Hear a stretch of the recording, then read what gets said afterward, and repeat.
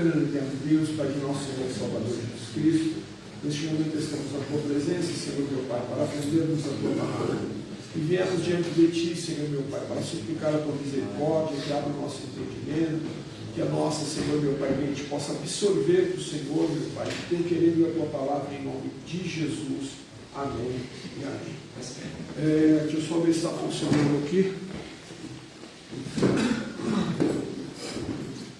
Tá transmitindo. Meus irmãos, estávamos na semana passada falando sobre a Igreja de Cristo.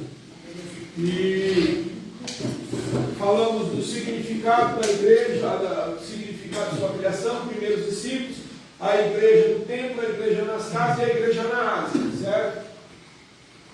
E aí chegamos na semana passada a adentrar um pedacinho sobre as 7 igrejas da Ásia. Então quero ler juntamente com meus irmãos o livro do Apocalipse, capítulo de número 1, verso número 9, todos acompanham aqui. Vamos lá. 1, 2 e 3. Eu, João, que também sou vosso irmão e companheiro na aflição, e no reino e na paciência de Jesus Cristo, estava na ilha chamada Patmos, por causa da palavra de Deus e pelo testemunho de Jesus Cristo. Os irmãos lembram que semana passada nós fizemos essa menção. João estava preso na ilha de Patmos. Patmos era uma ilha prisão que João fora jogado depois de ter sido colocado num tacho de óleo fervente. Tentaram matar João, colocando ele num tacho de óleo e posterior jogaram na ilha e falou: vai morrer aí. Porém, no lugar mais caótico, no lugar mais improvável, no lugar de maior dificuldade, foi aonde o Senhor Deus achou por bem trazer a maior revelação do ministério de João, o livro do Apocalipse, o livro das revelações, o livro que nem Daniel, que foi um dos homens mais sábios que existiu na terra, no que tange a sabedoria vertical, sabedoria para com Deus, foi um dos homens mais sábios. Ele foi impedido de dar continuidade em uma revelação para que isso viesse se cumprir na vida de João. Daniel teve um ministério abençoado, teve um ministério, uma vida abençoada, uma vida onde Deus mostrou que era com ele desde a sua juventude, no momento em que ele faz. Eu fico meio complicado essa divisão não é mais fácil. É o seguinte, fica meio ruim para mim, que eu tenho que me dividir em dois, e aí, a não ser que fosse uma sala bem mais ampla. Para de chutar minha companheira, cara. Mesmo se fosse uma divisão mais ampla, aí, mas agora metade aqui fica meio ruim. Então Daniel ele foi um moço que na sua trajetória, na sua vida, quando levado para a Babilônia, fez um propósito com Deus, e neste propósito que ele faz com Deus, ele abre o seu coração para não se contaminar.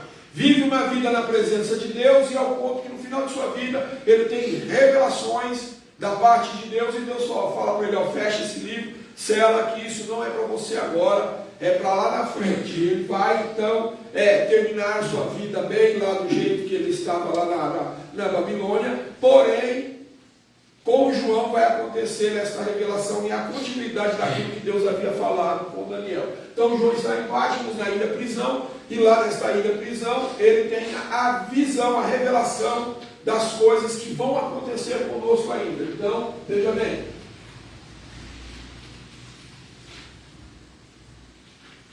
vamos adentrar aqui, Apocalipse capítulo de número 2, verso de número 1, dando continuidade à revelação que João está tendo na ilha de Patmos. Ele vai dizer dessa forma, os irmãos todos: 1, 2, 3. Escreve ao anjo da igreja que está em Éfeso, e isso diz aquele que tem na sua destra as 7 estrelas, que anda no meio dos 7 castiçais de ouro. O Senhor aparece a João e diz: escreve, a igreja que está onde?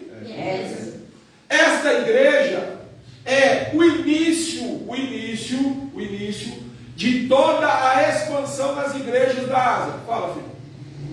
De toda a expansão das igrejas da Ásia. Éfeso foi uma das igrejas mais importantes e uma das igrejas que foi mais visada e perseguida na Ásia.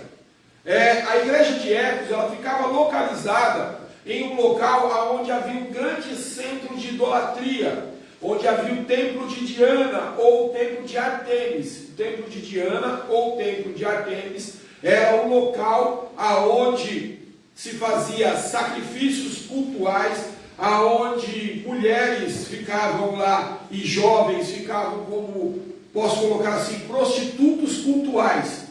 Como era isso? Eles faziam suas atividades sexuais dentro do templo de Diana, em oferecimento a Diana e a Artemis. Muitas crianças que eram nascidas dentro desse templo, através desses atos sexuais, as pessoas que vinham para prostituir ali, elas eram muitas vezes sacrificadas. E o templo de Diana trazia muito lucro na Ásia. Muitas pessoas viviam da fabricação de estatuetas, da fabricação de pingentes, da fabricação de altares para Diana. Eles chamavam de a grande Diana dos Efésios.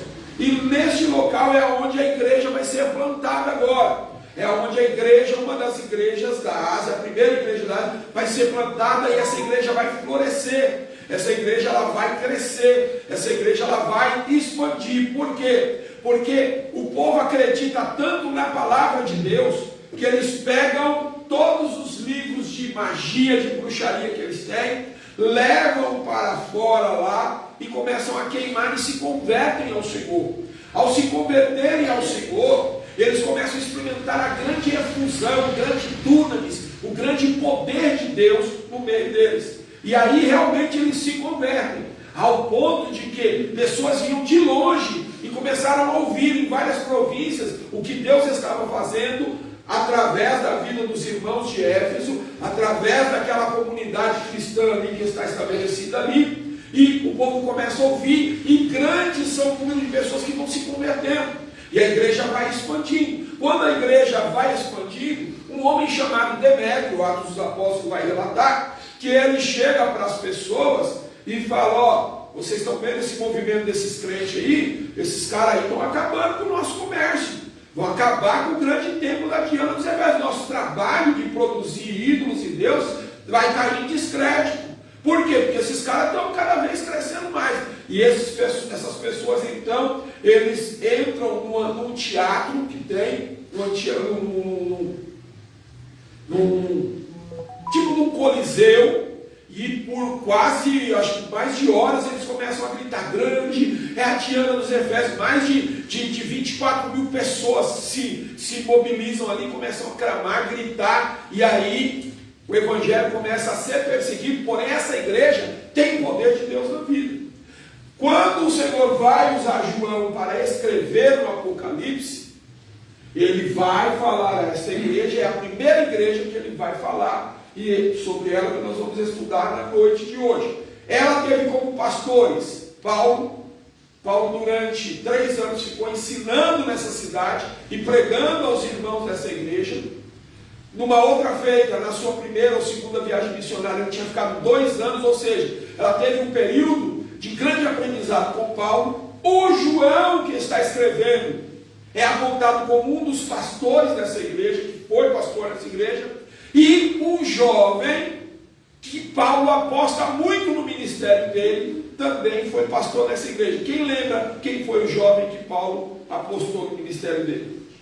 Timóteo. Timóteo também foi pastor nessa igreja. E aí ele diz: escreve ao anjo da igreja que está em... Isso diz aquele que tem à sua destra as 7 estrelas e anda no meio dos 7. Quem sabe me dizer o que são as 7 estrelas? 7 igrejas? Não. Quem mais se aventura?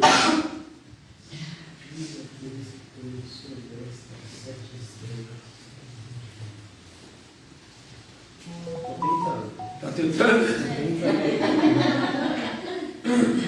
Ele tem estrelas. E quem sabe me dizer o que são os 7 castiçais? Também não sabe? Vamos continuar. Ao falar à igreja de Éfeso, o Senhor Jesus pontua quem é e sua posição em relação às igrejas. Ele pontua quem ele é. Olha lá. Escreve ao anjo da igreja que está em Éfeso. Isso diz aquele que tem a sua destra. Ele tem a sua destra, a sua direita. A sua direita. Do lado de cá, estou fazendo com a esquerda. Ele tem a sua direita as 7 estrelas. Não. E anda no meio dos 7 castiçais. Ele está então, posicionando quem ele é e a sua posição em relação às igrejas. Ele tem a sua direita. O que ele tem à sua direita? 7 estrelas. 7 estrelas. E ele anda no meio dos 7 castiçais. Eu sei o que ele fala? As suas obras. E o teu? Trabalho. E a tua? Paciência. E não posso ver maus. E puseste a prova Que dizem ser apóstolos e não são, e nos achaste mentirosos. Veja bem, eles têm, sua obra. Olha o que ele diz lá, eu sei o teu Trabalho. Então, peraí, o Senhor conhece a sua obra, o trabalho, a paciência, e que eles não suportam os maus. Veja bem, e sofrestes e tem Paciência. trabalhaste pelo meu, e eles não se cansam. Olha que igreja, uma igreja que o Senhor conhece ela, que ela trabalha, ela tem paciência, ela é uma igreja que sofre pelo amor do Senhor e não se cansa. Veja bem, a igreja top de se congregar. Tem poder de Deus na vida. Lá, naquela igreja, as pessoas pegavam as roupas e os aventais de Paulo e levavam os enfermos a curar. Que igreja fantástica. Só que o que acontece? Ela é sofredora, ela é paciente e ela não se cansa. É uma igreja que tem vigor, continuidade, ela está sempre em movimento. Ela é uma igreja que não para. É a primeira igreja da Ásia e ela está a todo vapor. Veja bem, mas o Senhor vai dizer, o que ele vai dizer? Tenho, porém, contra ti, deixaste de ver o primeiro amor. Agora eu falei para os meus irmãos, que, deixa eu achar aqui, peraí. Eu falei para os meus irmãos que o Senhor na sua posição, ele diz que ele tem, 7 estrelas e os 7 castiçais. Vamos lá. Espera aí. Deixa eu ver aqui.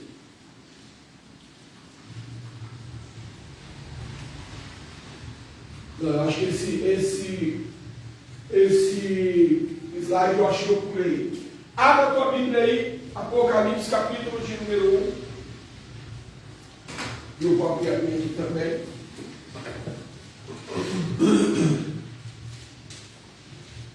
Vamos ver o mistério das 7 estrelas e dos 7 castiçais.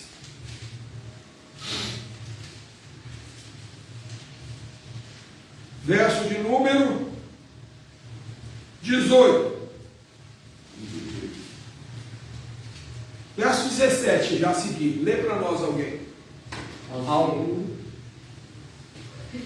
Pode ler? Ao vê-lo, cai aos seus pés como morto. Porém, ele pôs sobre mim a mão direita, dizendo: não tenha medo, eu sou o primeiro e o último, e aquele que vive. Estive morto, mas eis que estou vivo para todo o sempre, e tenho as chaves da morte e do inferno. Temos aí uma boa doutrina para começar. Ele foi morto e agora está vivo. Então, peraí, ele venceu a morte. E na sua ação de vencer a morte, o que ele conquista? Chaves da morte chave do inferno. Então, peraí, a morte que antigamente era um agente de Satanás, que vinha como punição, agora está a serviço e na ordenança do Senhor. Está sob o domínio dele. Então ele tem a chave do inferno e tem a chave da morte. Vai lá, continua. Escreva, pois, as coisas que você viu, as que são e as que hão de acontecer depois destas. Ó, ele manda João escrever. Escreve as coisas que você Viu? O que ele já viu? Hã? Tá. O que ele já viu? João vai escrever. Tudo aquilo que João já viu é para ser escrito. E agora ele vai falar, ele vai fazer uma prédica, como se fosse uma promessa, o que você vai ver. Ou seja, vai haver revelações aí. Continua.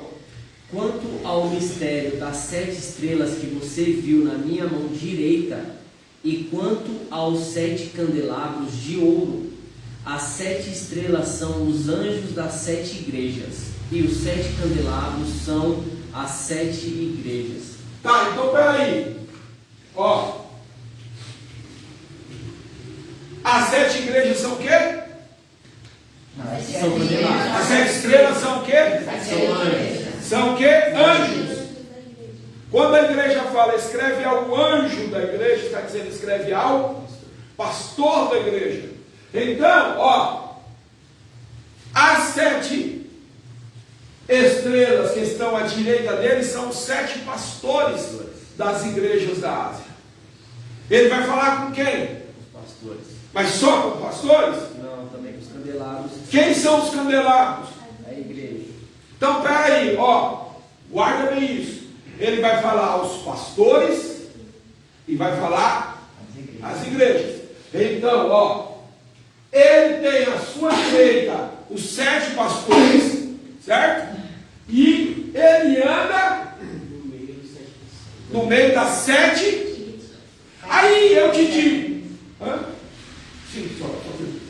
Aí eu te digo, quando nós falamos que o Senhor anda no meio da igreja, as pessoas, isso é conversa de pregador. Não, ele anda no meio da igreja. E ele tem à sua direita esses 7 pastores. Veja bem, olha a envergadura e a preocupação que eu tenho que ter com a minha vida como cristão no tocante a ser igreja. Olha a preocupação que eu tenho que ter, como eu me importo, sendo cristão, no que tange a estar na igreja. O Senhor não fui eu que disse, não foi um professor de teologia que disse, não foi um catedrático que disse, não foi a irmã do Chico que disse, é o Senhor. O Senhor quem? Deus. Não, é o Senhor Jesus, que está dizendo que ele anda na onde? No meio da igreja. No meio da igreja. Agora, um ser, João, que tem os olhos com poder de penetração. Isaías tem uma visão que ele tem olhos como chama de fogo, poder de penetração. Ele vê o que está por dentro e por fora. Ele conhece o que está no meu coração. Aí ele vem passear no meio da igreja. O que ele vai encontrar em mim? O que ele vai encontrar em você? Quando tu chega aqui na igreja, aqui tu é crente. Mas lá dentro da tua casa, no teu quarto, no teu convívio, na tua família, ele sabe quem você é. E aqui está todo mundo. E aparece aquele memezinho, né? Você já viu aquele memezinho que o cara vai falar, aí aparece o Jesus lá. Você já parou para pensar? Você já parou para pensar que ele anda aqui, ó, quando está tendo culto? Vocês que são levitas aí, ó, que ministram aqui, Deus tem que tirar de vocês. Já parou para pensar que quando vocês estão ministrando aqui, ó, ele está aqui? E aí eu te pergunto, como está você? Como está a tua conduta? É você que eu estou falando, você mesmo, você que canta aqui. Como é que está? E aí, como é que está a conduta de vocês? Aí, vamos apertar. Não sou eles. Aí tem a irmã do ciclo de oração. Que alguém chega e diz, mulher, eu acredito Deus usa você, mulher. Olha o meu nome na adoração. E como está você? Hã? Aí vem o camarada e olha, pô, pastor, estou com um problema tão difícil. Dá para o senhor pôr a igreja em oração, intervir aí um propósito, uma campanha. Aí Jesus olha para mim. Você já viu como deve ser a nossa integridade como cristão? Além de ser pequenos Cristo, pode falar, João.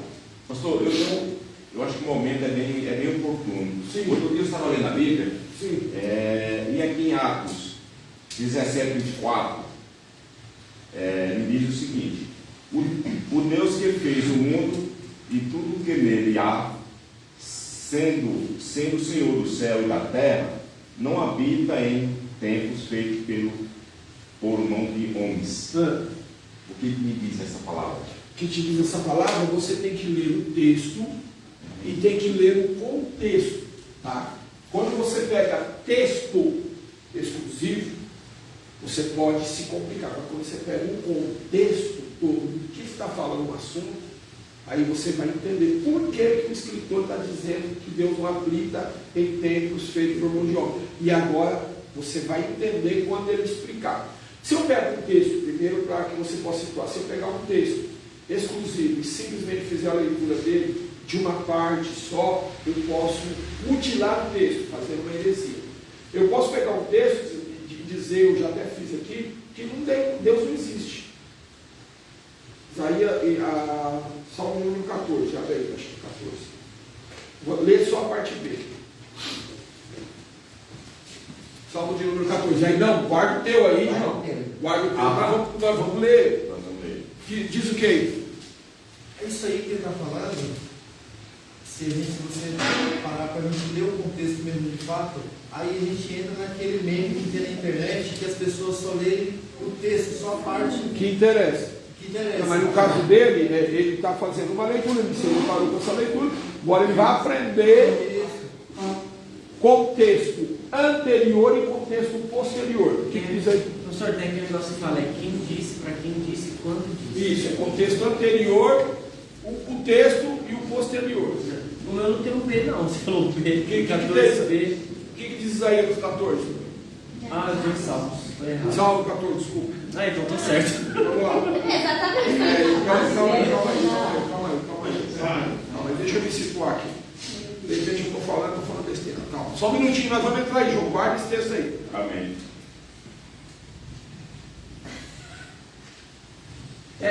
Parte B.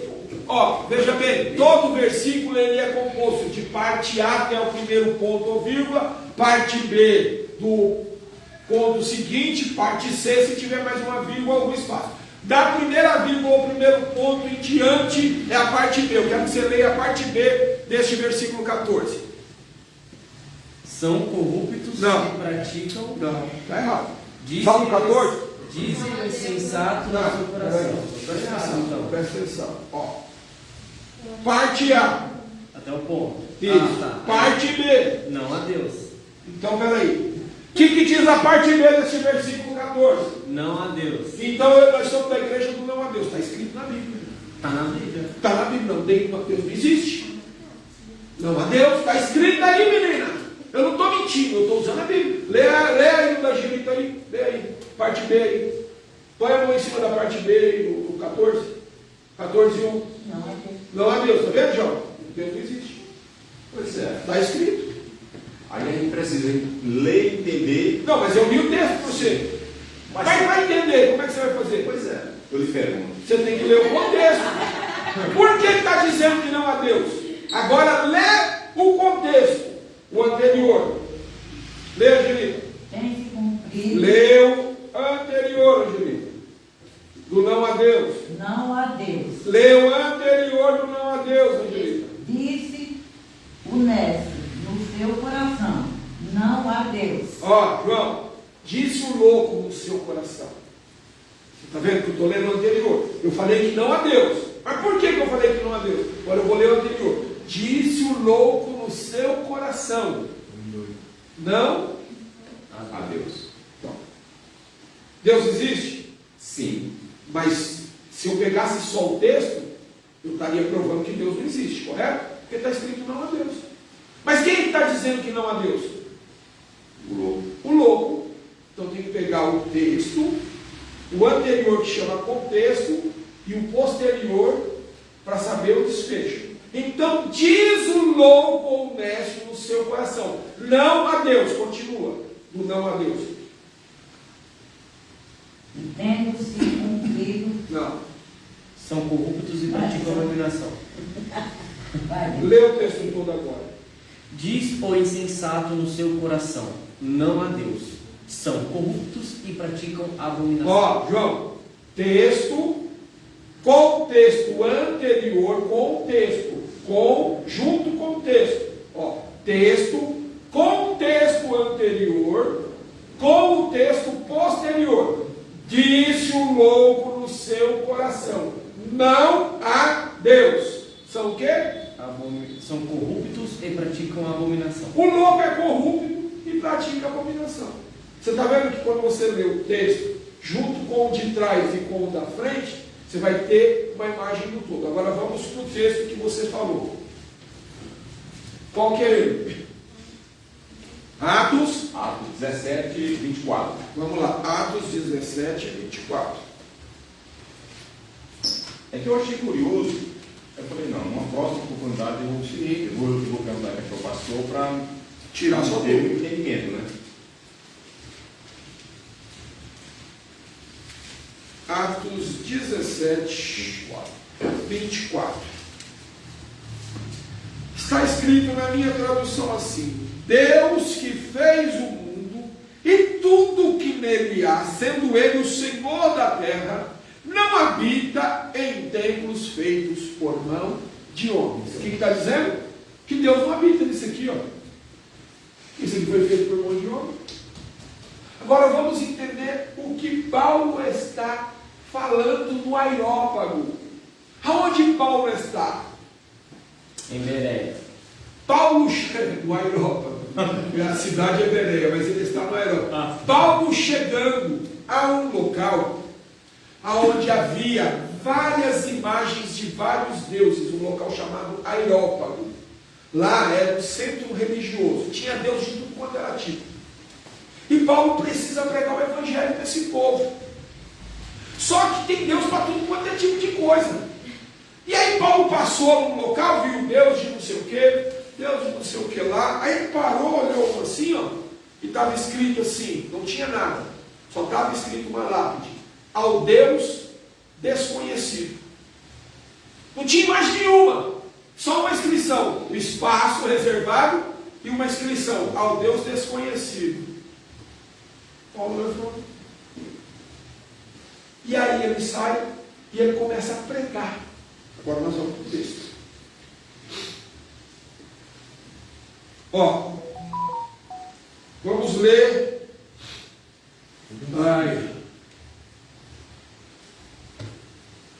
Vamos ler do 15 a seguir.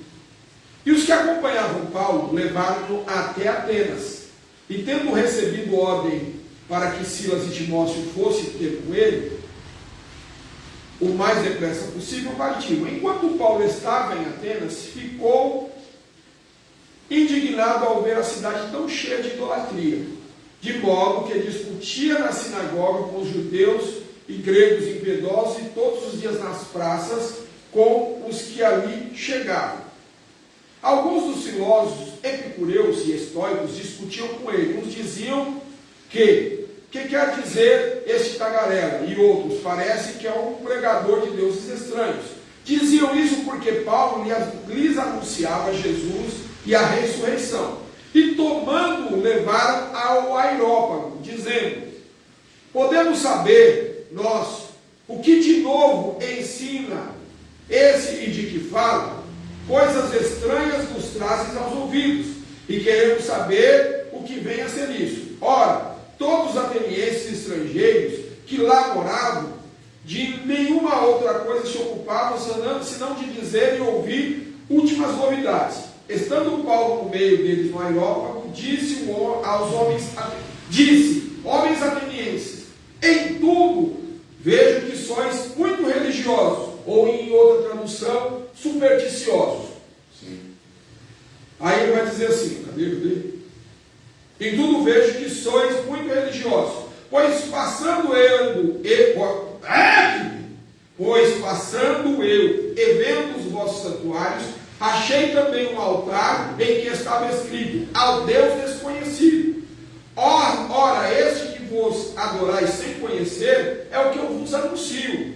O Deus que fez o mundo e tudo que nele há, e sendo ele Senhor do céu e da terra, não habita em templos feitos por mãos de homem, tampouco é servido por mão de homem, como que necessitando de alguma coisa, porque ele mesmo é quem dá a todos a vida, a respiração de todas as coisas. De um só fez todas as nações dos homens, para habitarem sobre toda a face da terra, determinando-lhe o tempo que dantes ordenados e os limites de sua habitação. Deus fez isso para que buscassem e talvez procurando ou pudessem achar, ainda que não estando de longe de cada um de vós, pois nele vivemos, nele movemos e existimos. Como também alguns dos vossos poetas disseram, somos também sua geração. Eu vou parar aqui para a gente não ir até o final. Mas Paulo, ele está dizendo, isso quando ele fala isso, ele fala, eu passei por aqui, eu já pregando Jesus, fala de Jesus para lá, fala de Jesus para cá. Aí os caras, como são curiosos, gostam de novidade, pegaram ele e falaram, peraí, o que esse pregador novo aí está pregando? Que conversa que é essa? Aí pegaram ele e trouxeram num local chamado Pedra da Vergonha, é onde as pessoas iam discursar. Se o cara fosse bom, se ele tivesse um discurso bom, eles ouviam ele e até aclamavam, ovacionavam. Se o cara fosse ruim, ele era apedrejado na Pedra da Vergonha. Apedrejavam ele morria ali. Aí trouxeram Paulo e começaram a pregar. Aí Paulo diz, varões, irmãos, atenienses, eu vejo que vocês são supersticiosos aí. Vocês têm um monte de Deus aí, cara. E eu passando por aqui, olha, não achei um lugar aqui escrito ao Deus desconhecido? Pois é esse Deus aí, ó, que eu estou pregando. É Ele. Ele não habita em templo feito por mão de homem. Ele que fez tudo. Ele está falando da grandeza do nosso Deus. E da autossuficiência. Ele não está mentindo que Deus não habita em templo. Se fosse para conter dentro de uma casa dessa, Deus não habitava no templo de mão de homem. Só que aí ele não conta toda a história de Israel. Ele é judeu, ele conhece a história de Israel, de um Deus que lá no deserto falou, olha, eu não habito em templo feito por mão de homem, mas constrói um tabernáculo que eu vou morar com você. Mas ele fala, esse Deus que eu estou pregando, ele não habita em templo feito por mão de homem. Ele é tremendo. E olha, mesmo sendo grande, veio morar pertinho dos seis.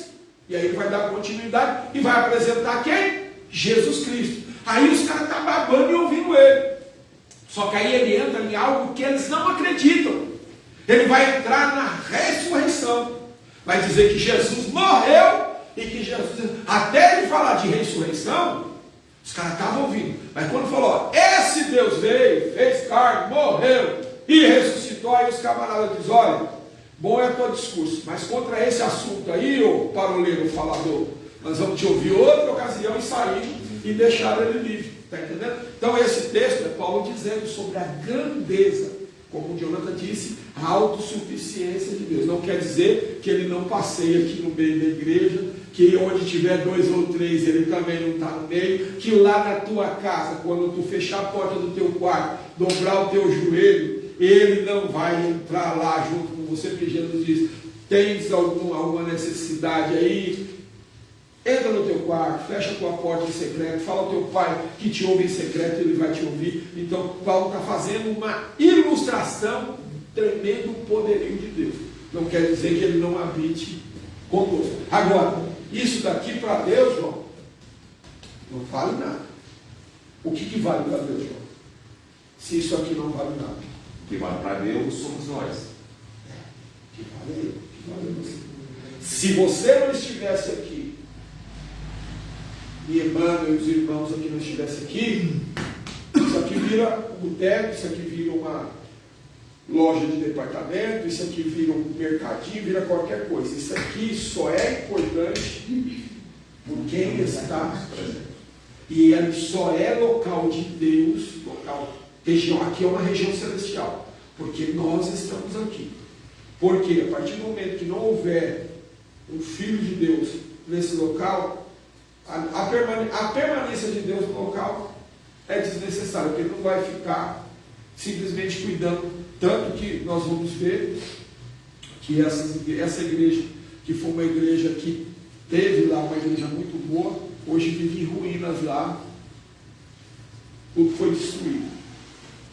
As grandes edificações lá que até Deus estava, o templo grande que o Senhor construiu em Jerusalém, hoje é uma mesquita muçulmana.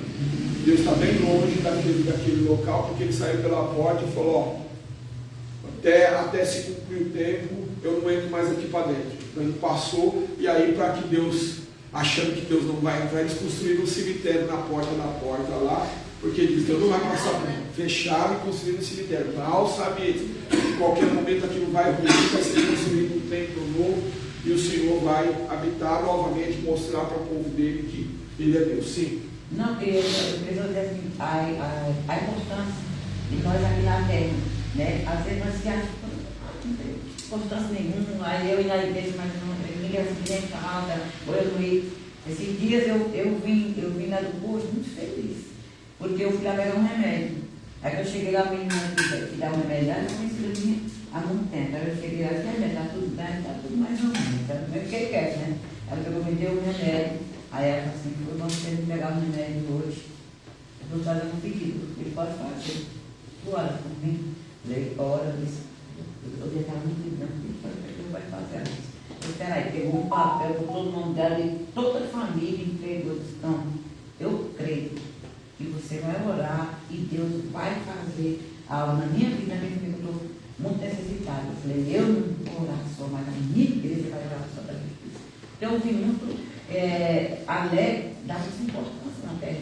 De nós acharmos que não somos nada e naquele que Deus se viu como está na aliança, ela pedir oração. O crente precisa descobrir, ele precisa descobrir a sua importância no reino, a sua importância como agente discipulador e promotor do reino de Deus. Cada crente que entender que aonde ele chega, o Jesus que ele serve está junto, isso é, se ele é crente, o Jesus que ele serve vai junto com ele. Se cada crente entender, ele vai sempre procurar esmerar a sua vida com a palavra de Deus para não decepcionar esse Cristo. Então entendemos que, mesmo sendo um tempo de alvenaria, o Senhor passeia no meio da igreja. Todas as vezes que tiver uma dúvida, traz essa dúvida. Por quê? Nós vamos elucidar. Quando lemos um texto, João, que nós não entendemos, é necessário às vezes voltar um capítulo, 2 capítulos, até um livro para poder entender aquilo que está falando. Paulo agora está ensinando a quem? A homens que não têm religião definida, que não têm uma fé definida, eles servem a todo tipo de Deus. E lá, naquele meio, ele achou o quê? Uma porta, ou seja, um meio dele apresentar o seu Deus, porque é o Deus desconhecido. Peraí, eles não conhecem. Eu conheço um Deus que eles não conhecem. Então é esse tempo que eu vou. Está entendendo? E aí ele fala que esse Deus não habita em templo feito por homem. Porque ele está falando para quem, João? Que tipo de pessoa? Para os incrédulos.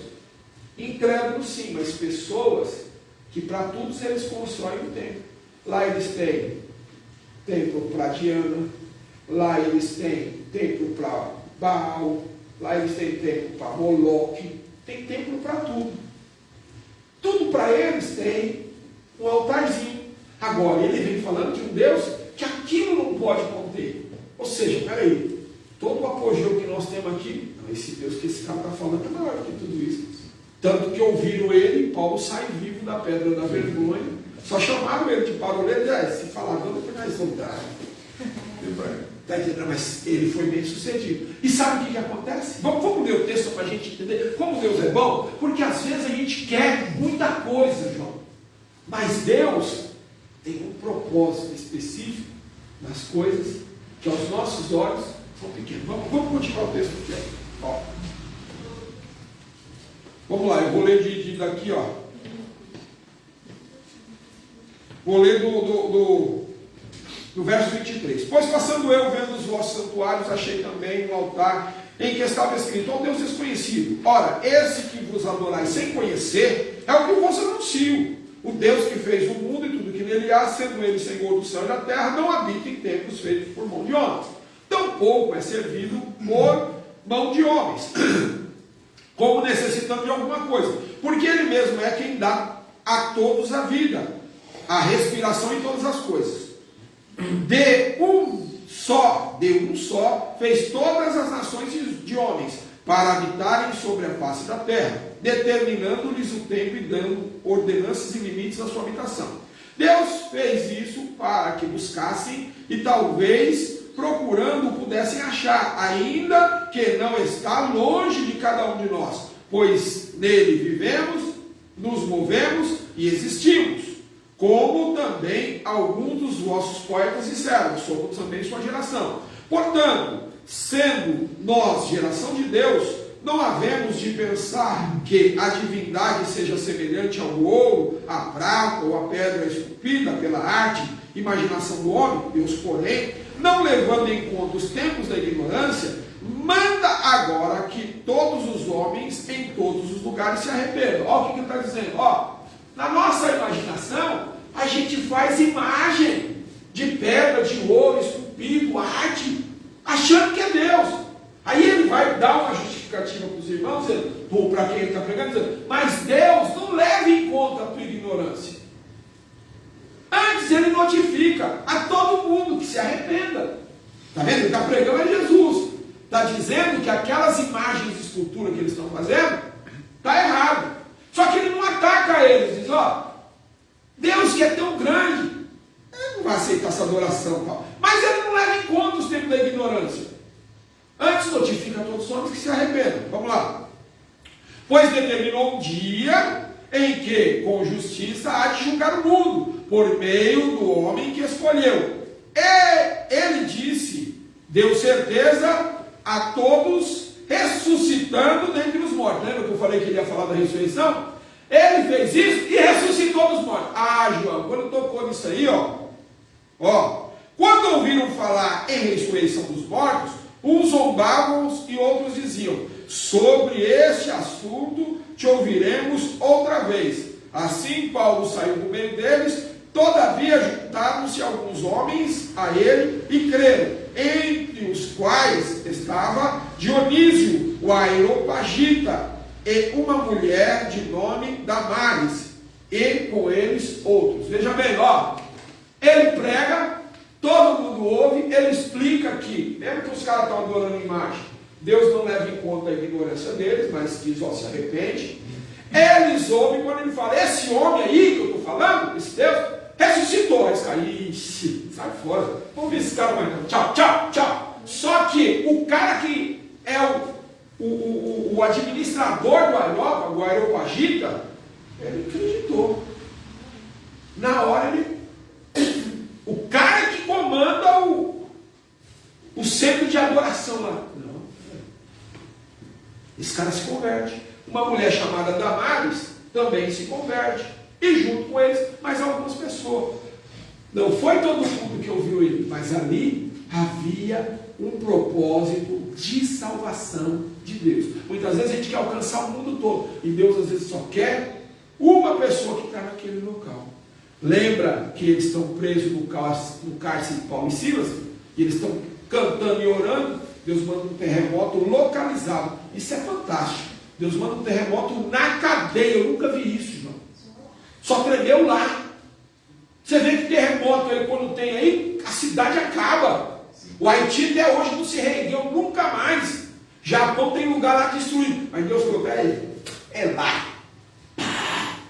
As cadeias saíram.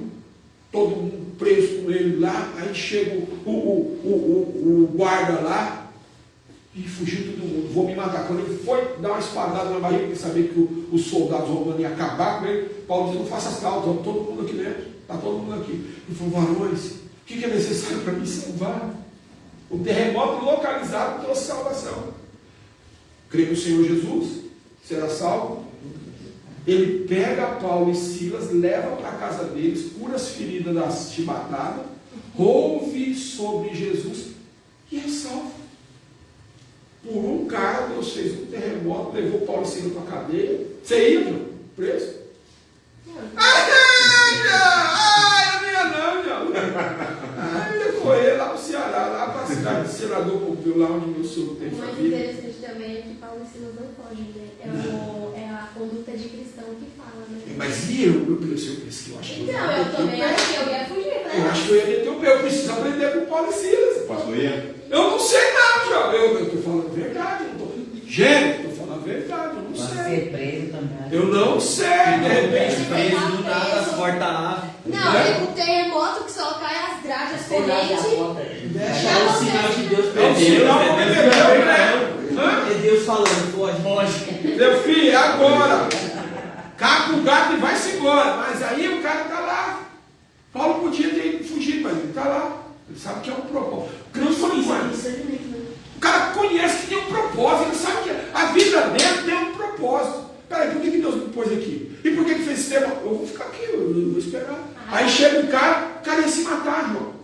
O cara ia se suicidar porque sabe que a tortura que ele ia sofrer pelos presos, ter fugido, era maior. Quando ele pega a espada, Paulo diz, não faça escala, estamos todo mundo aqui. Peraí, como é que ele sabe que o motivo do suicídio do cara? E aí, por aquele... E agora pelo Areopagita, e por essa moça que determina o nome dela, Damares, Deus tinha uma obra na vida do Areopagita, e tinha uma obra maior na vida da Damares. Por quê? O nome do Areopagita não aparece. Demétrio, parece Demétrio.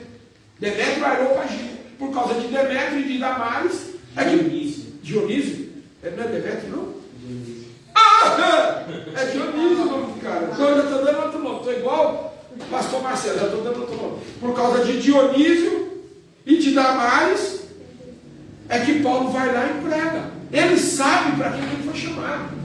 Está entendendo? E aí que entra esse texto que ele fala, Deus não habita em templo onde eu... E há uma grande doutrina nesse texto, porque me ensina que os tempos da minha ignorância, o tempo de ignorância, Deus não leva em conta. Agora, quando eu conheço, eu faço, aí Paulo Gato vai apanhar, porque conhece, mas o tempo da ignorância, Deus não leva em conta. E quem está ensinando isso? Paulo. Deu para entender? Amém. Então veja bem, o Senhor anda no meio da igreja. Ele tem os 7 pastores, que são os pastores dessa igreja, à sua direita, e ele anda no meio da igreja. Sei as tuas obras, sei o teu trabalho, a tua paciência e que não pode sofrer os maus. É uma igreja que, trabalha, tem obras, tem trabalho, tem paciência e que não gosta de coisa errada. Top de congregar, né? Vamos todo mundo falar? Porque a nossa não está nem perto. A nossa tem problema. E um monte de gente com probleminha. Mas essa igreja aqui trabalha, trabalha, tem obras, paciência e não sofre o mal. E quem chega lá e diz, eu sou apóstolo da Pirimboca. Peraí, vamos provar ele? Vamos ver se ele é mesmo? Vamos sabatinar ele? Vamos observar a vida dele? Puseste à prova os que dizem ser apóstolos e não são, e tu achaste-os mentirosos. Tem caboclo que anda por aí que diz que é e não é? Tem um monte de apóstolo. Não, mas eu não digo só apóstolo. Esses caras aqui, eles estão andando no meio dos cristãos. Tem envergadura. Tem bastante. Tem gente por aí. Como é que eu sei? Como eu sei? E como eu posso pôr à prova um indivíduo desse aqui?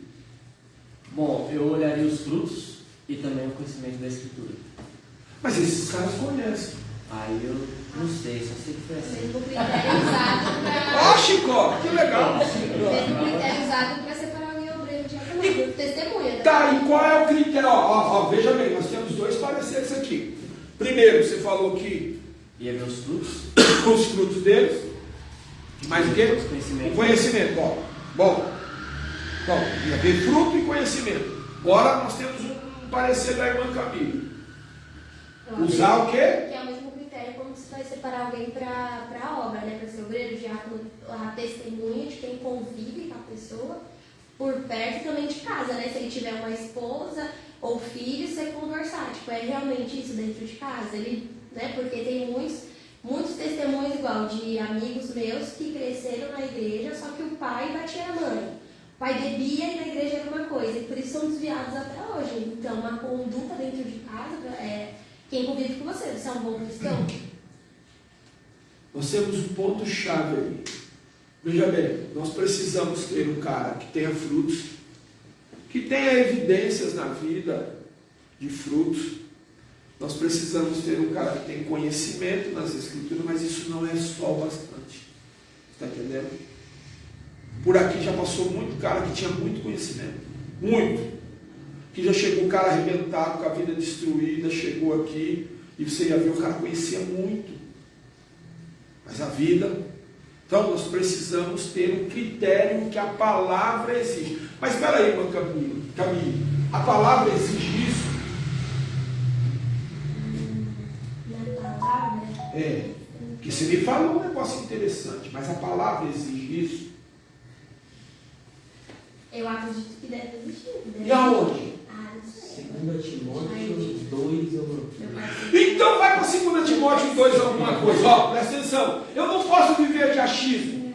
Porque o meu achismo eu posso determinar. Olha para mim aqui. Eu posso determinar o que eu acho legal para a conduta do grupo que eu faço parte. Eu vou colocar um crivo aqui, uns critérios. E um dos critérios é: você tem que conhecer bem a Bíblia. Outro critério, você tem que ter os frutos. Mas, vamos ver o que a palavra diz.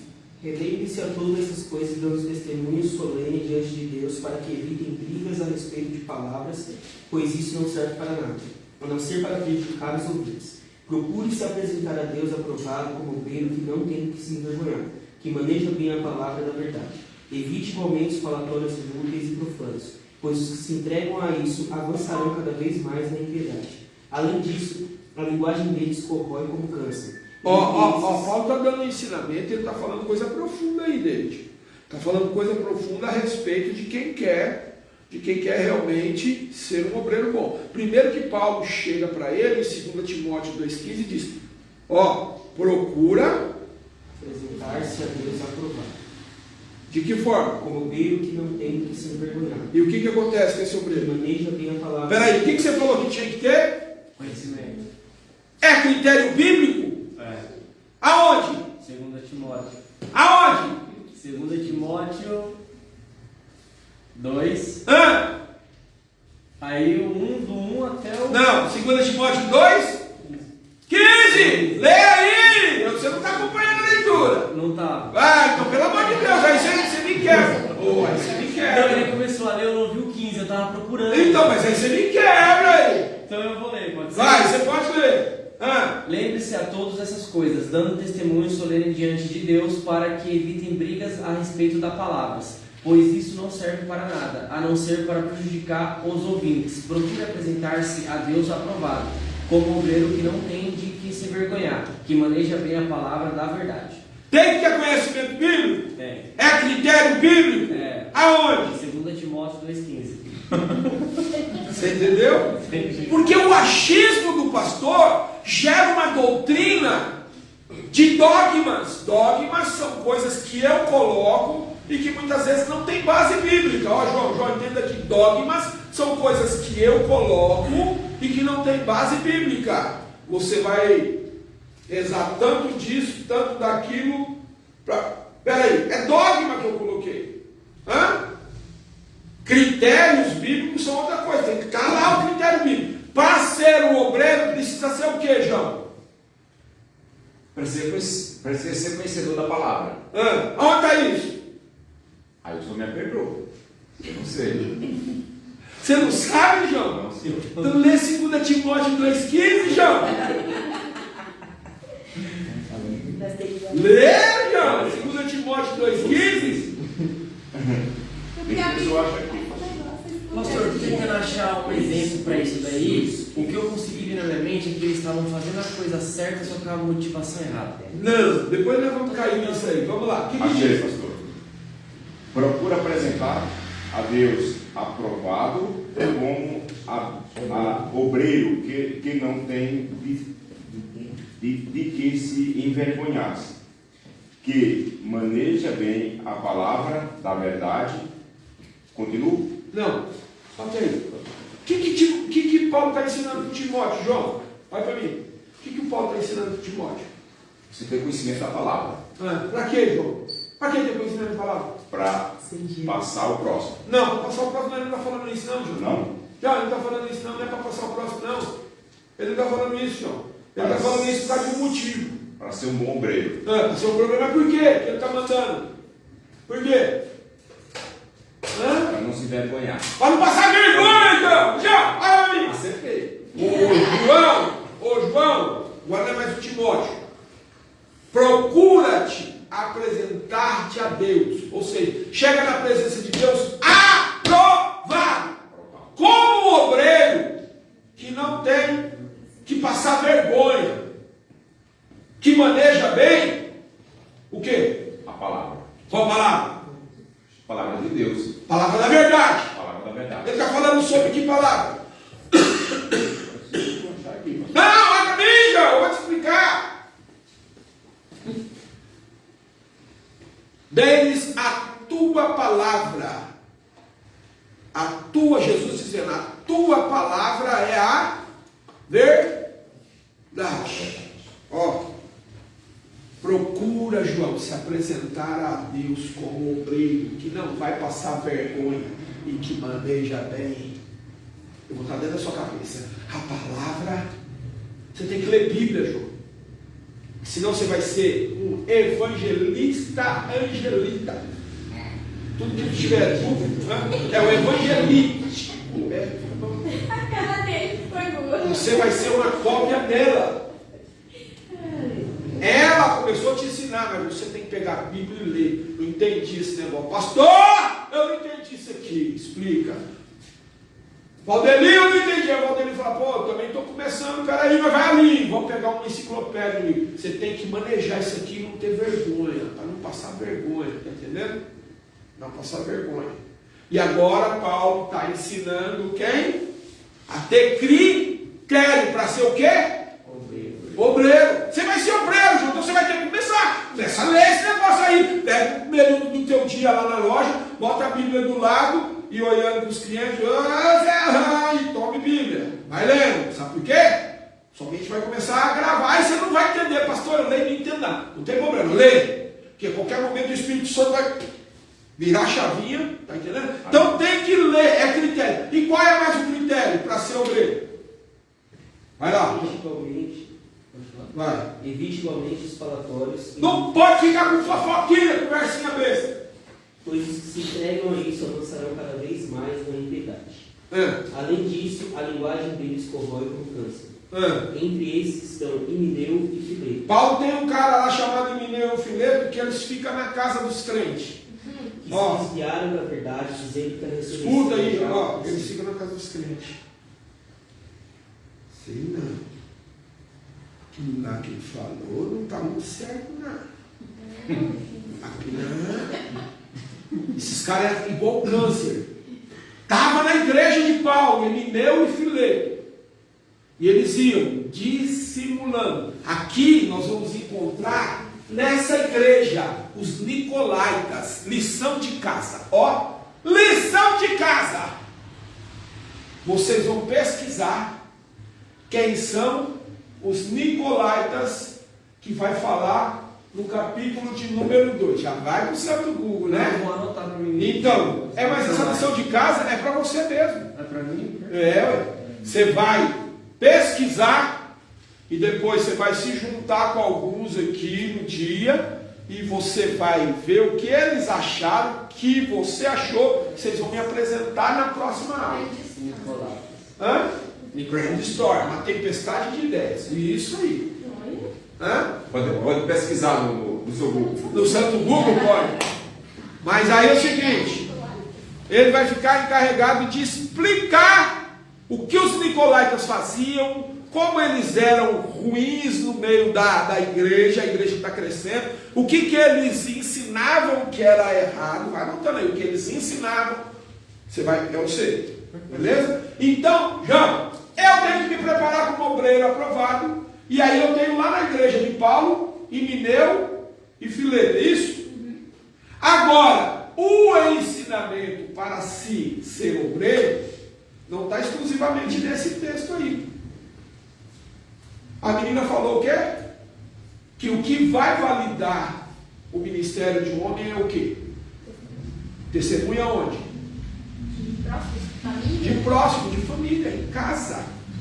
Quem você é em casa vai dizer quem é você na igreja. Se eu não conseguir ser crente na minha casa, eu preciso melhorar. Está entendendo? Porque vai ter um texto que vai dizer exclusivamente que, ó, quem deseja, o que ele deseja? Uma coisa excelente. Mas convém o quê? Que seja casado, marido de... Hã? Não pode ter duas, Elaine? Nem três, Elaine. Agora vem dar 3 mulheres também. Mas tem cabra aí que eu vou dizer para você. Se for contar histórico, tem... Oh, meu Deus. Só Jesus na calma. Vamos lá. Vamos lá para os ensinamentos a Timóteo. E nós vamos ver se existe realmente um critério. Ó. Capítulo de número 3, da primeira carta do apóstolo Paulo a Timóteo. Quem encontrou, leia para nós. 3. Ó, João, tem que ter crivo. Você não pode ser marido da Angelita, da Joana e da Zefinha. Se você quiser ser obreiro nessa casa aqui, você vai ter que ser marido só da Angelita. Se lascou. Vai ter que aguentar só ela. Só Como ela. essa tudo, pastor, já há muito tempo atrás. Só ela. Só ela. Amém. Mas não pode trocar, não. Só ela. Mesmo ela brava assim, tem que... É. E vai ser um tirinete grande. Ó, lê para nós aí 1 Timóteo, capítulo de número 3, e você acompanha daí, João. 1 Timóteo 3. Está aí 1 Timóteo aí? Não, está no segundo. Não, Está no primeiro? Não. Primeiro modo 3. Vamos lá. Alguém lê para nós. Fiel é a palavra. Se alguém deseja o episcopado, excelente obra almeja. É necessário, pois, que o bispo seja irrepreensível. Espera aí, primeiro ponto, ele tem que ser o quê? Irrepreensível. Não tem que ter motivo para chamar atenção. Tem alguns aí que você conhece que dá para chamar atenção? Então, tem alguns que você conhece aí, né? Eu mesmo. Hã? Eu mesmo sou. Eu estou falando do bispo. Ah, do bispo não tem. Tem alguns aí que você conhece. Bispo, quando fala de bispo, é obreiro, é pastor de igreja, é presbítero, é evangelista, é pastor. Tem alguns aí com a vida meio... O Rizzi conheceu alguns aí na vida, na trajetória dele, que quase desviou a fé dele, quase. Rizzi tem uma época que quase desviou, né, Rizzi? O cara quase desviou ele, o cara dizia que... Eu conheço só na internet. Não, Pessoalmente falando de novo. Pessoalmente você não conhece? Pessoalmente, conheço, mas não faz parte de nós. Né? Então, você conhece eu. Você conhece o pastor Cordeiro. Você conhece o pastor Delio. Mas não conheço o irrepreensível. Então, mas o que é irrepreensível? Não. Que não tem o que você ficar chamando atenção.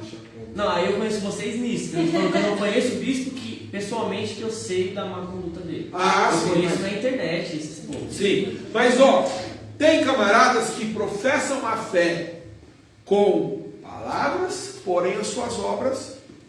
Agora, ser crente aqui, eu ponho para você o que eu quiser. Eu chego aqui, eu posso vir de gatinho com orelhinha, coelhinho com pomponzinho. E você vai dizer, mas quem me conhece? Quem sabe quem sou eu? Esse cara. A Elaine, e agora essa menina, agora ela está lá no meu íntimo lá, dentro da minha casa. Ela está lá dentro da minha casa agora ela está vendo, peraí, esse pastor pregou durante muito tempo lá na igreja onde eu congregava. E agora ele prega na igreja onde eu congrego. Ela sabe quem sou eu. Então, convém, quem deseja episcopado, quem deseja ser obreiro, excelente obra deseja. Convém, é necessário que seja esposo de uma só mulher, irrepreensível e marido de uma só mulher. Eu posso ter 2 amantes e mais 15 concubinas? Eu posso ser Salomão? Não. 700 mulheres e 300 amantes? Deus o livre, o cara era muito doido. Só uma curiosidade, pastor. Realmente essa história foi verdade? O cara tinha 6 mulheres e...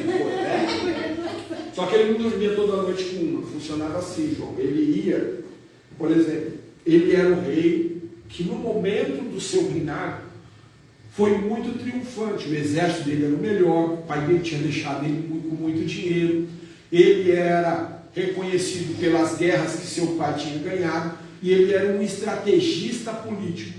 Então, para ter paz com o reino dele, o cara falava: casa com a minha filha, vamos fazer aliança, vamos ser um só, e o meu povo vai ser seu povo. O cara casava com por exemplo, eu tinha uma filha, e o seu é o Salomão, casa com a minha filha. Não, você é o Salomão. Eu tenho uma filha, e o Daniel é o Salomão. Que era o namorado da minha filha. Casa com a minha filha para nós ter paz. Ele casava. Aí chegava outro e dizia: casa com a minha filha. Ele casava. Só que ele passava uma noite com essa mulher, passava uma noite com a outra. Ele não dormia com as mil, porque não tem como para isso, não. Já a gente sabe que não existe. Só que tem um porém. Essas mulheres vinham com as suas condutas, vinham com suas adorações a outros. E ele começou a se aparentar com essa mulher, porque ele era um cara com um coração muito volúvel, desde novo. Sabe que ele escreveu Cantares de Salomão, os romances dele quando novo, como um príncipe. E agora o cara está lá com 1000 mulheres, 700 esposas casadas e 300 concubinas. Agora você imagina, o cara pega a adoração dessa daqui, eu vou fazer uma adoração aqui na sexta-feira, eu vou bater um tambor na sexta-feira. Ele diz: meu pai, eu vou com você. Aí outra diz: eu vou queimar um incenso aqui. Na segunda-feira, não, segunda-feira eu estou queimando incenso com você. E na quarta-feira eu estou de fogo, não, na quarta-feira ele vai fazer um trabalho. Ele ia. O cara foi desviando. É isso que aconteceu.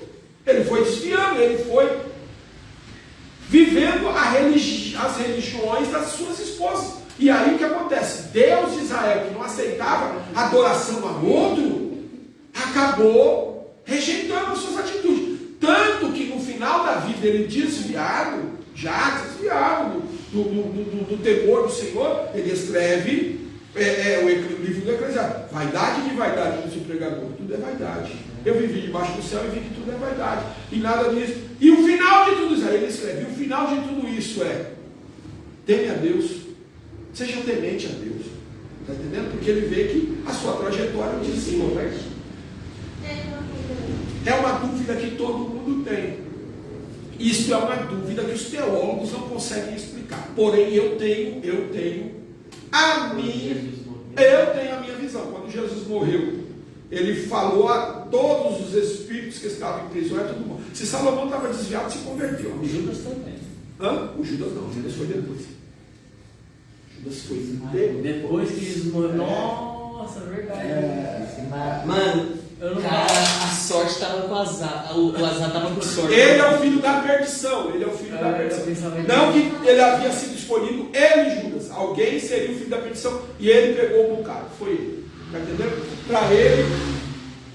Ele não morreu antes dos 3 dias? Não. Se você quiser ter uma entrevista com ele, é só desviar da igreja.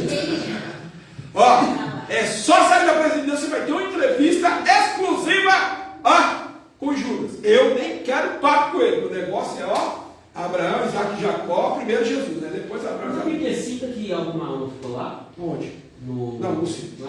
Porque ele fala: todos aqueles que me deste, nenhum deles se perdeu, a não ser Será que todo mundo que estava no inferno acreditou? Estava no Hades? Eu acredito.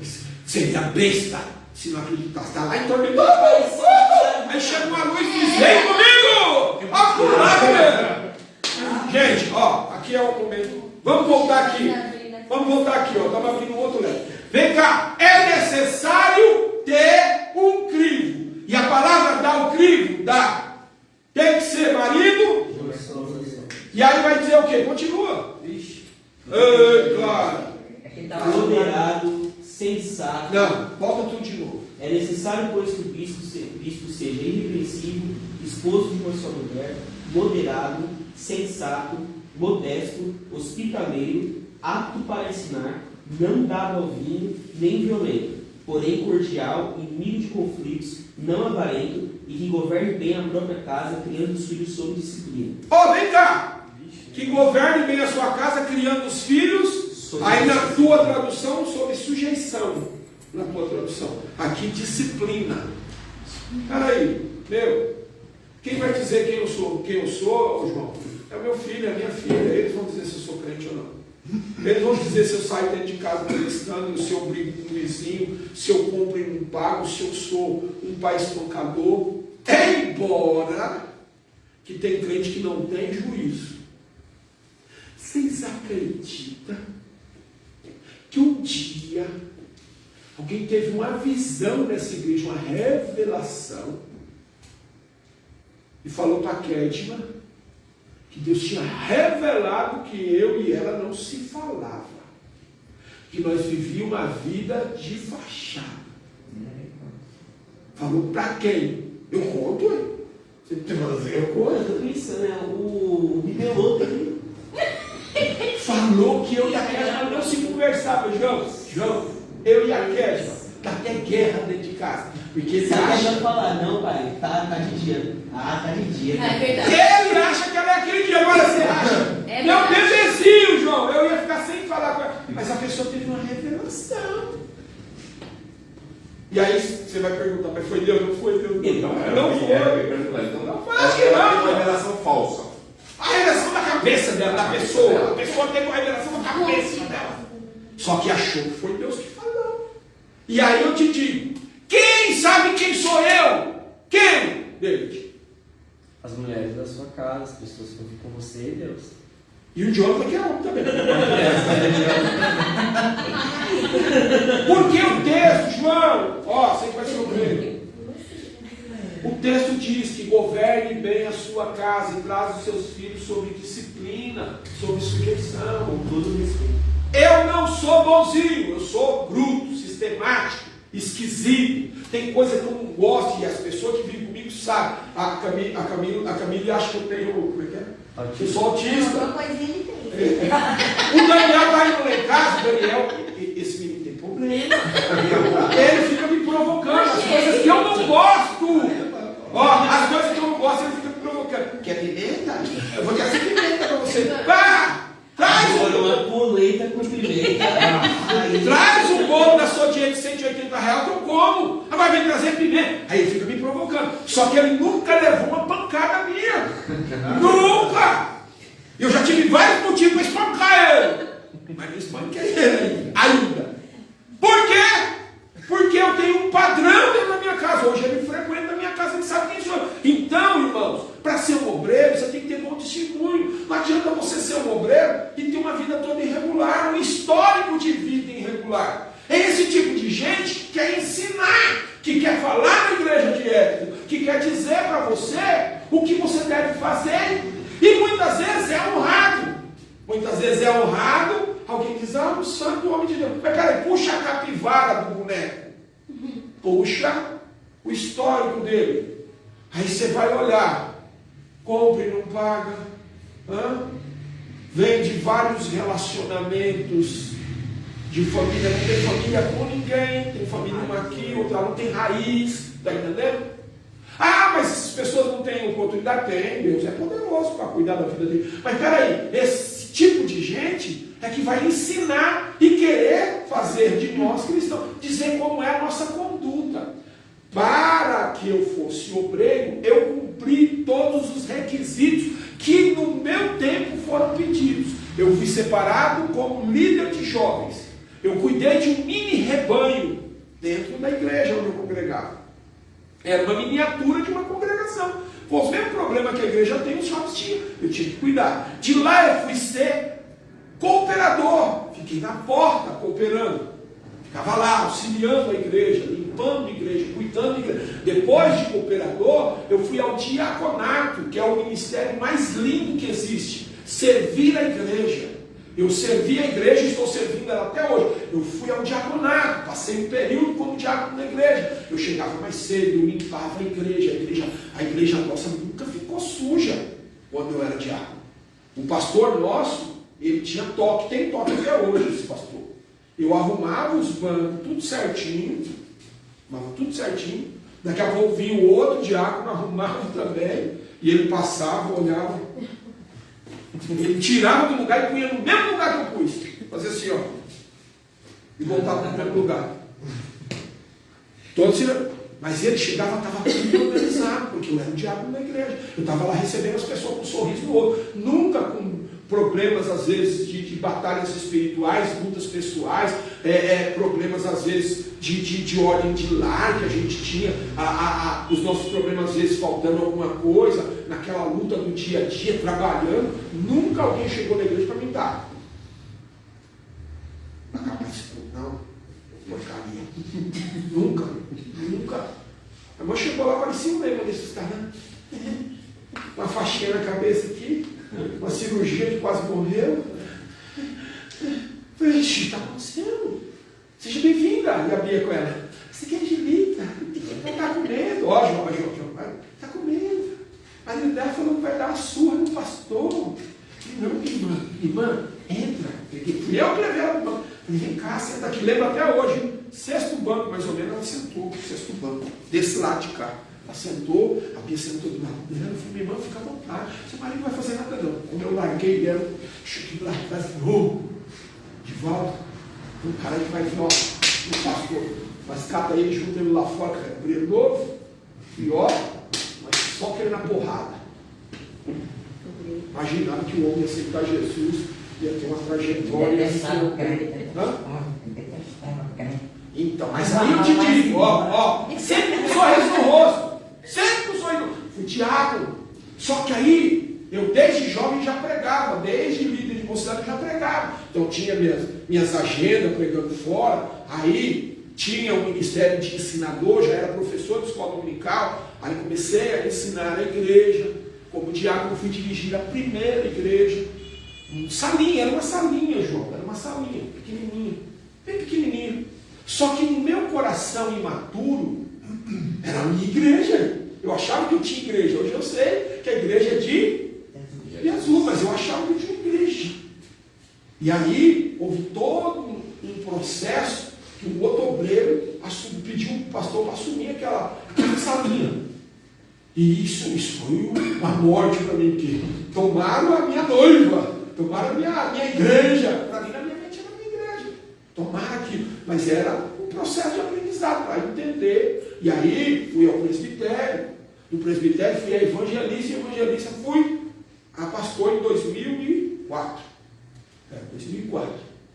E aí, de lá para cá, vem aprendendo todo dia. Só que a minha primeira congregação é aonde? João? Sua primeira congregação? Minha primeira igreja é aonde? É aqui? Onde tem que ser a minha primeira igreja, João? Pensa. Deixa eu pensar, pastor.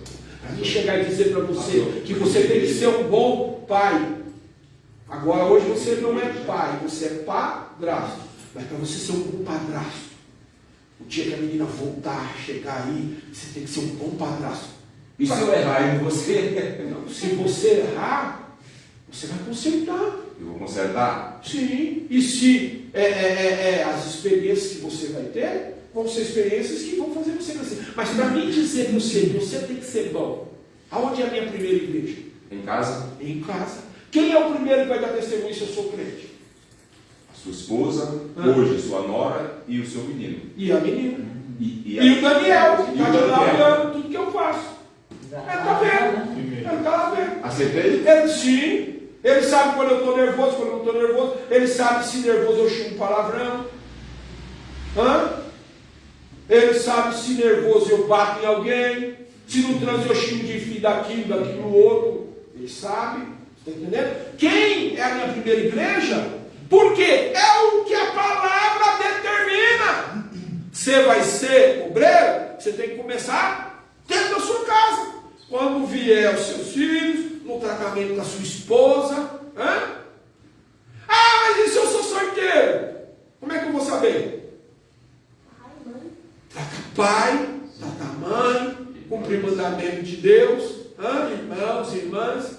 Líderes também. Líderes. Igual eu vim de outra igreja, né? Mas no dia da consagração, meu líder estava aqui, né? Quem era? Sim, ele deu testemunho. Quem deu testemunho para essa menina? Eu conheço esse cara aqui, eu sei quem é, desde pequeno. Sei quando está bom, quando está ruim, não está mais aí quando foi separar a esposa dele. Quem deu testemunho por ela? Você estava um dia? Eu acredito que foi o pai dela, né? O pai dela, mas o cara não era. Eu já era. Não era crente ainda. O pai dela não era crente ainda. Mas eu vou acreditar no cara que não é crente? Lógico que vou. Ele é o primeiro a saber quem é ela. Eu perguntei, você dá testemunho nessa menina? E a mãe? E a irmã? Também. Então, peraí. Eu tenho testemunho de quem vive. Agora, eu não vou aceitar ensinamento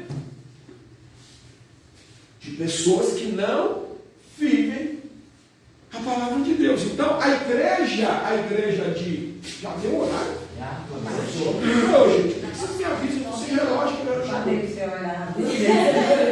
a igreja que está em Éfeso, ela, não suporta os maus e põe à prova o que diz apóstolo e não são. Como eu ponho à prova quem é apóstolo, quem é obreiro bom ou não? Como eu ponho à prova? Palavra, conhecimento e o quê? A capivara do caboclo em casa. Tem muito, escute isso, eu vou encerrar com isso. Tem muitas pessoas que erram por não conhecer a palavra. Deus condena? Por que não? Ele não leva em consideração. Porque ele não leva em consideração o texto que o João trouxe, os tempos da igreja. Então eu tenho que vir para cá aprender para não errar mais. Está entendendo?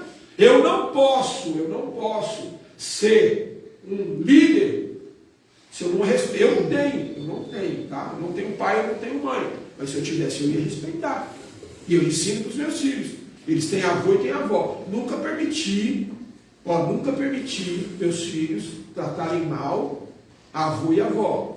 Eu tenho um cunhado que é um garotão até hoje, está com 30, lá vai fumar seu dia quase 40 anos, mas ele é um butterfly, é um garotão, e agora tem 2 filhas. Mas ele como garotão, foi crescendo, e o Diogo está junto, nunca, falei para ele, olha, seu tio, respeite ele, nunca vá contra o seu tio, fale mal, nunca desrespeite, não aceite, por quê? São princípios e valores. Então, esses valores vão mostrar que Deus é na sua vida. É assim que se você consegue então traçar um perfil, tá entendendo? Você que é um marido novo, estruture a sua casa na palavra, respeito, educação, boa conduta, seja crente fora e seja crente dentro de casa. E aí eu termino com a história do menininho que eu sempre conto. Ele falou para o pastor, deixa eu namorar aqui na igreja. Por quê, meu filho? Porque aqui na igreja papai e a mamãe são tão bons, eles são tão legal, em casa eles são os demônios. Mas aqui eles são tão bons que agora é na igreja. Eu não posso ser um na minha casa e um na igreja, entendeu? Agora, você vai ver o nervoso em casa, você vai ver o nervoso na igreja. Mas mediante a isso, eu tenho que me controlar. O homem mau, Adão, que está em mim, tem que ser controlado pelo Espírito. Deu para entender?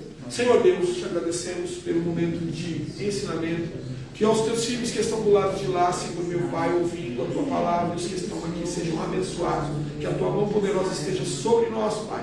Nos ensina, Pai, nos dá vitória e nos ajuda em nome de Jesus. Amém, amém. Está encerrado.